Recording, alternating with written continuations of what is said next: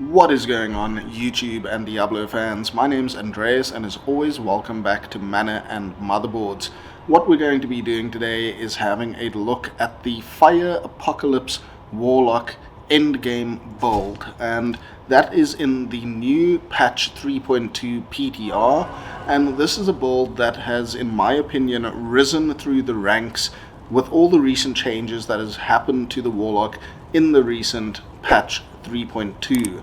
So with all the other changes that have gone on with the Warlock, it's almost as if everything else has sort of been nerfed and balanced a bit, and through that the FIRE Warlock really got its time to shine, and this build is looking very strong at the moment, though it does take some expensive gear if you are looking at a full-on endgame setup, such as a Sundered Charm, an Infinity on your Mercenary, an Oz Al Diablos. Those sorts of items can be quite pricey, quite expensive, so be prepared if you are looking at investing into this build in the endgame. It can be a bit costly. So with all of that being said, let's start off looking at the build and having a look at the skills and how we set up this character in terms of its skills.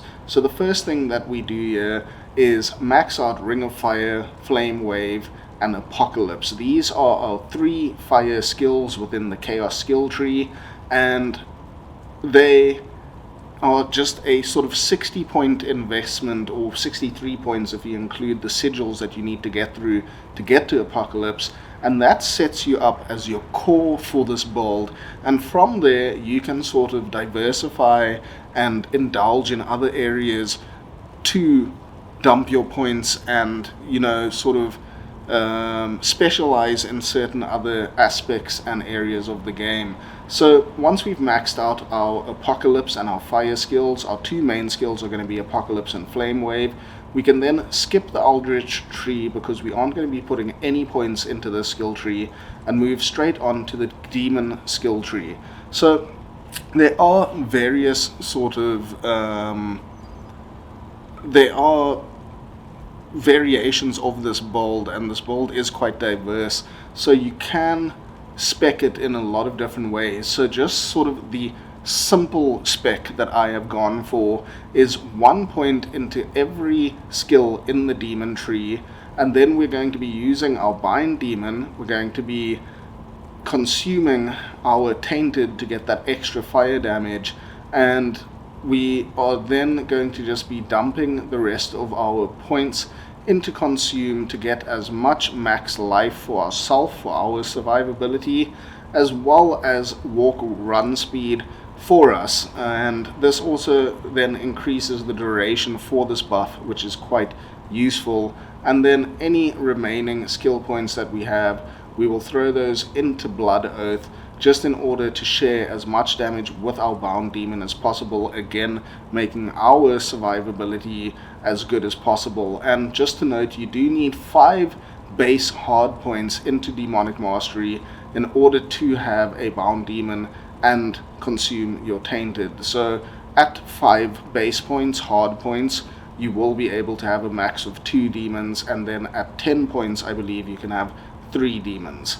So that is what we spec out as our skills for this build. And then in terms of our stats, it is very much that basic cookie cutter variant where we just put enough strength so that we can wear the gear that we want, and then the rest of our points into vitality for our survivability. So we need 163 strength so that we can use our Wraith Step boots, and that means we only need 55 base value points because we have Enigma and some other items such as a Torch and Annie and all the rest of that. So moving along to the gear for this build, like I mentioned, it can be a bit expensive, and we'll go through that quickly. So Mangsong Lesson is a fantastic weapon choice for this build in my opinion, because it has all of those plus to skills, which scales very well with our fire skills. It also has the faster cast rate and that minus to enemy fire resistance. So overall, I think as a min-max damage option, Mang Songs is pretty much your best in slot if it rolls nicely. Another alternative would be Obsession. That is also a great option if you want some more survivability stats and a little bit more faster cast rate. Ultimately, either of those will be great. I just went for Mang Songs in this particular case. Then for your offhand, we will use an Ars al Diabolos. Sorry, I messed up the pronunciation there. Ars al Diabolos. I pronounce it how you will.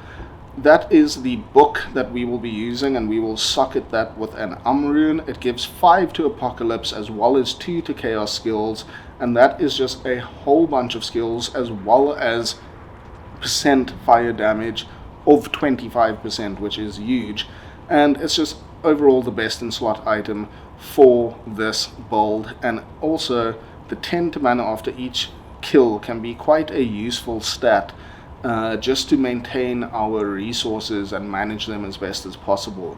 So I would definitely get the best roll Ars Diablos that you can get your hands on, because this is a very powerful piece of gear for this build.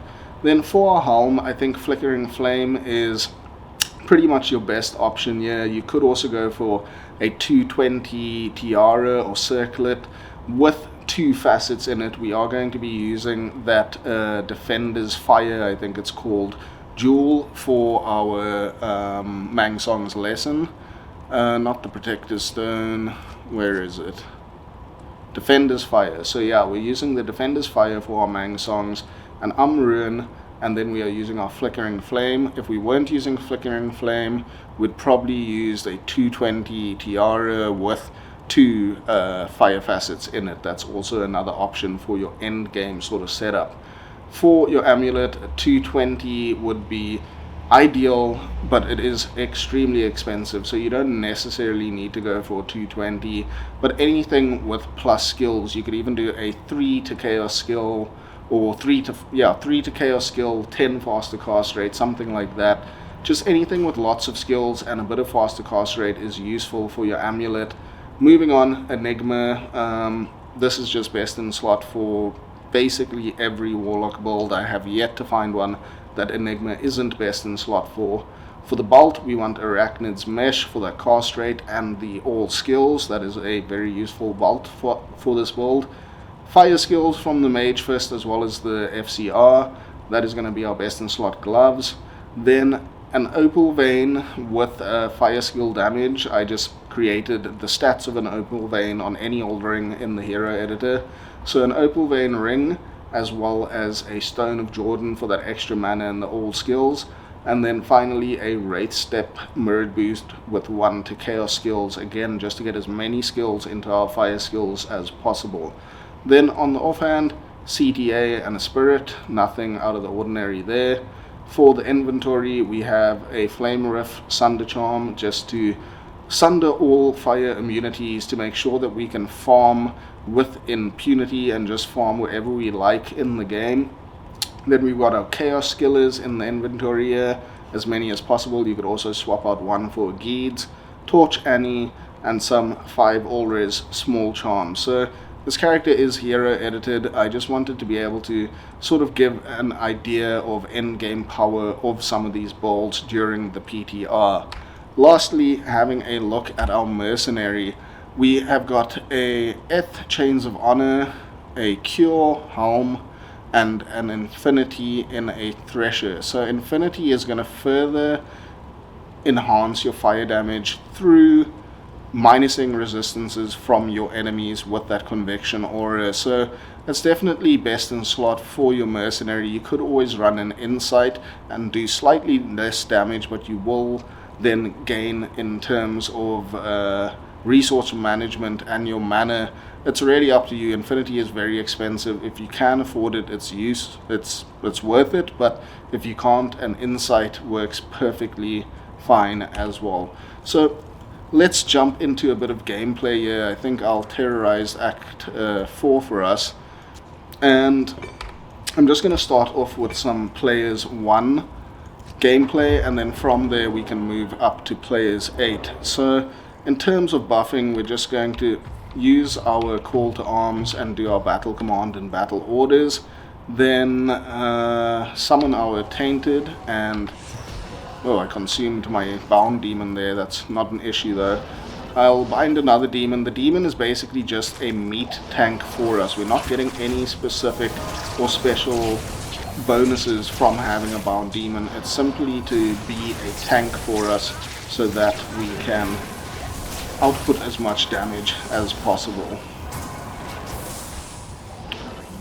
So as you can see here, basically on players 1, everything gets absolutely one-shotted. Your Apocolypse is doing around 30,000 damage, or around 35,000 damage even, and it is also minusing a lot of resist from your enemies. So you really are doing a whole lot of damage in most scenarios with this build. Fire immunes and Sundered Fire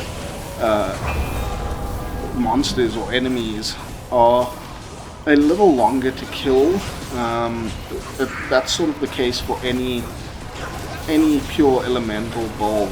When it comes to monsters that you sunder their immunities, they do tend to take quite a while to kill, and such is the case for this build as well.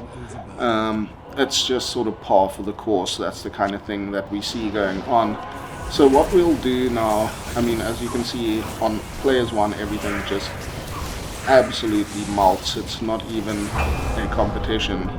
Even the Herald, like we saw just now, is no sort of worry whatsoever. Again, this is high-end endgame gear. There our Marc died to this Herald, not a problem. We'll still take it out. And the playstyle is just shoot flame waves in between casting your Apocolypse and use your Sigil Death just to help with spreading the damage around. I'm quickly gonna resurrect my Marc and then also just change it up to players 8 here.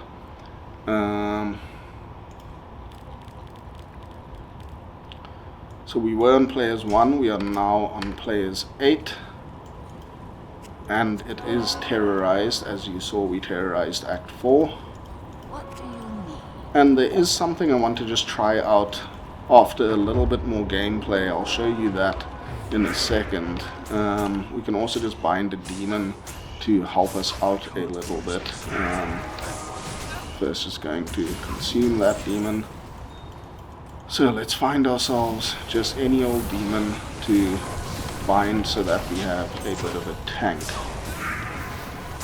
So on players 8 here, if the monsters aren't immune or sundered immunes, they still die incredibly quickly. This build outputs a whole lot of damage. So if we just go to our Apocolypse here, you can quickly see that's doing almost 37k damage, and it does it in a massive area of effect as well. So damage output is huge here.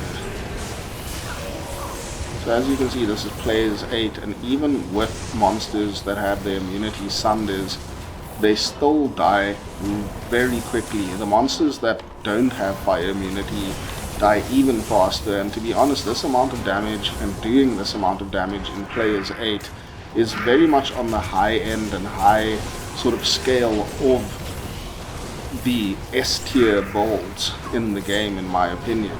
So I think you're up there with Hammerdins and Nova Sorceresses and that sort of tier of character. So Flame Warlock, Fire Warlock, Apocolypse Warlock is feeling pretty damn strong at the moment.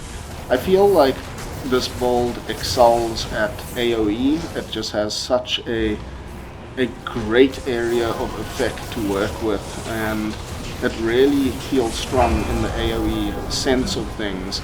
And then, as we'll see on this terrorized players 8 Diablo, it does drop off a little bit when it comes to single target, but not by a huge margin. And as you can see here, these Venom Lords are fire immune that have been sundered, and you can see that they are taking quite a while to down.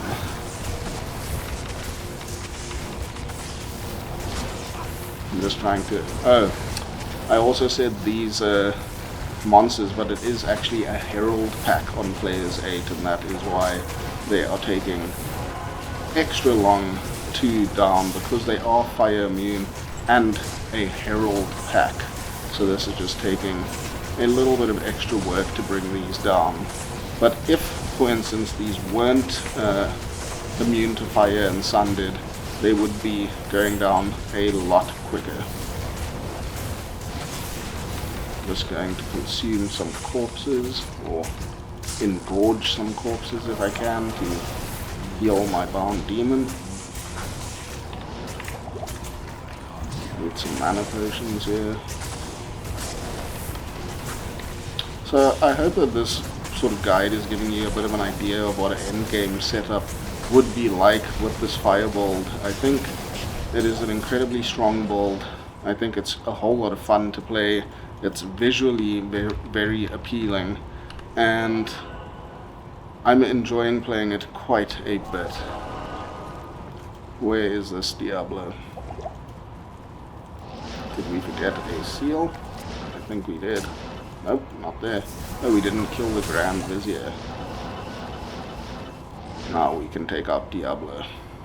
So we'll just put down a Sigil Lethargy there to crowd control Diablo a bit and keep him at bay, and we'll lay down an Apocolypse and then fire away with our Flame Wave. And as you can see, even though Diablo has good resistances, on Players 8 and Terrorize, he goes down pretty quickly.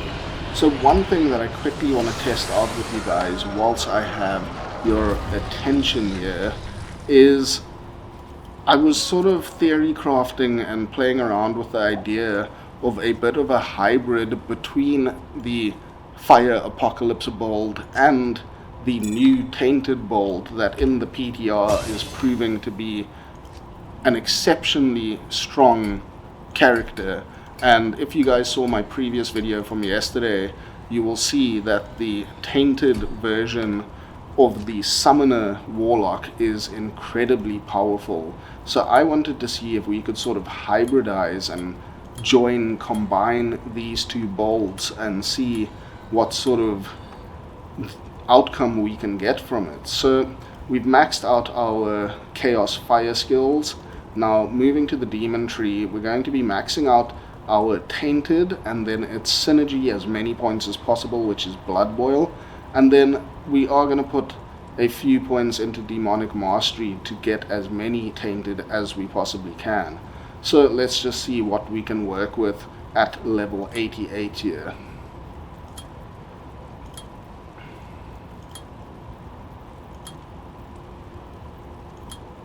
So maxing out Tainted, then we are going to put in enough skill points here to get 3 max demons. We have 2 skill points remaining, so we'll try and bump Blood Boil as much as possible. So we're getting about 4,000 damage per Tainted here, and we'll just see what this does. Like I mentioned, I haven't tested or checked this out myself before, so we are doing this in real time together just to see what it would be like. So let's go to Act 3, Spider Forest. Going to set up Flame Wave. So summon Tainted. We're not going to use Consume anymore. Not going to use Blood Boil. That looks good.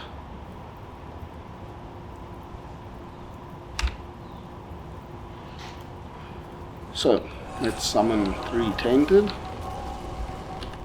We'll first actually use our battle command and battle orders, then we'll resummon the 3 Tainted, and let's go see what they can do.